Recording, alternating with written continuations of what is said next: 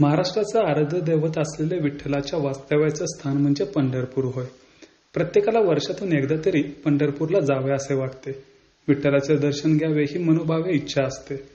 पंढरपूर हे चंद्रभागेच्या काठावर असलेल्या या तीर्थक्षेत्राच्या ठिकाणी दर्शनासाठी दरवर्षी हजारो भाविक येतात. पण काही लोकांना इच्छा असूनही आषाढी एकादशी दिवशी पंढरपूरला जाता येत नाही.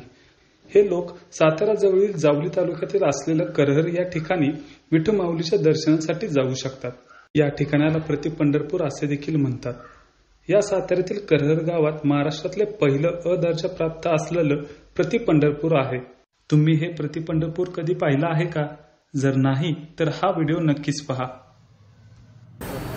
रामकृष्ण हरी. माझं नाव युवा कीर्तनकार हरिभक्तीपरायण अविनाशजी महाराज महाडिक जावलीकर.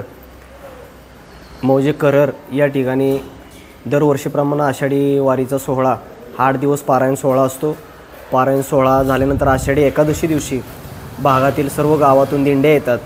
दिंड्या आल्यानंतर जशी आळंदी ते पंढरपूरचा सोहळा जसा असतो तसा सेम या पंचक्रोशीतील सर्व गावातील लहान लहान मुलं, वयस्कर माणसं सगळेजण या सोहळ्यामध्ये सहभागी होतात.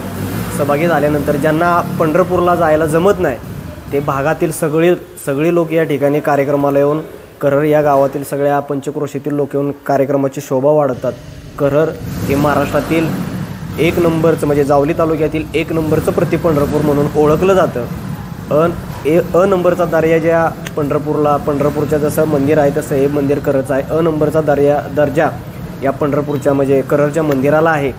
आणि सुंदर असं वातावरण असते. प्रत्येक गावोगावच्या प्राथमिक शाळेची मुलं ही भगवंताचा वेश करून, संतांचा वेश करून या ठिकाणी पालखी सोहळ्याला सहभागी होतात. प्रत्येक गावातील महिला पुरुष वर्ग गळ्यामध्ये टाळ घेऊन, डोक्यावरती महिला तुळस घेऊन, कलश घेऊन या ठिकाणी करहरमध्ये येऊन आनंदमय वातावरणामध्ये, भक्तीच्या वातावरणामध्ये आनंद लुटतात.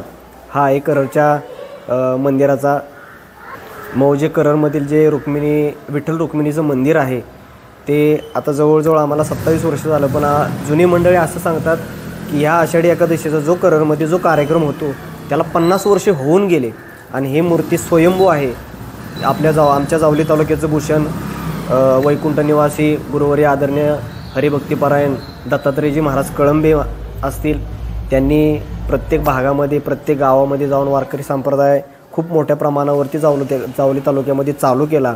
आणि त्याच्यानंतर महाराजांचं देहवसन झाल्यानंतर करहर या गावामध्ये प्रति पंढरपूर असं ओळखलं जातं. आणि या प्रति पंढरपूर हे स्वयंभू देवस्थान असून भागातील लोक येऊन या आषाढी एकादशीचा कार्यक्रम इथं आनंदीमय वातावरणामध्ये साजरा करतात.